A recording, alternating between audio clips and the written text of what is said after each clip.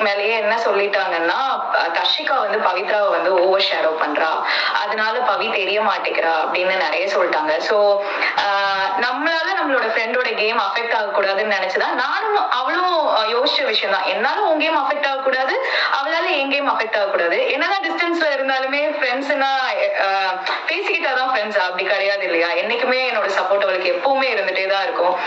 She's a brave girl, நல்லா விளையாடுறா. So I feel happy she's inside.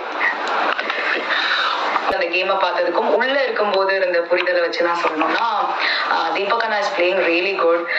Muthukumaran பிபிக்குமே அவரை வந்து தயாரிச்சு விட்டுருக்காங்க.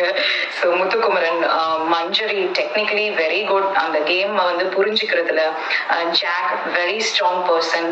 அண்ட் இன்னும் ஒரு 3 பேர் இருக்காங்க. மைட் பி அவங்க 3 பேரும் அந்த டாப் 5க்குள்ள வர்றதுக்கு வாய்ப்பு இருக்கு. ஒன்னு ஜெஃப்ரி, இன்னொன்னு வந்து பவித்ரா, இன்னொன்னு வந்து விஷால். உள்ள இருக்கும் போது நமக்கு வந்து ஒவ்வொருத்தங்களை பத்தி ஒவ்வொரு பிம்பம் இருக்கும், பெர்ஸ்பெக்டிவ் இருக்கும். சோ அப்படி பார்க்கும்போது உள்ள இருந்து பார்க்கும்போது ஜாக் பத்தி நிறைய கருத்து வேறுபாடு எல்லாமே இருந்தது. ஆஸ் அ கண்டஸ்டன்டா, ஆஸ் அ பிளேயரா எனக்கு இருந்தது. பட் உள்ள எப்பவுமே என் மனசுக்குள்ள ஒண்ணு இருக்கும் இல்லையா, she is a very strong player. ஏன்னா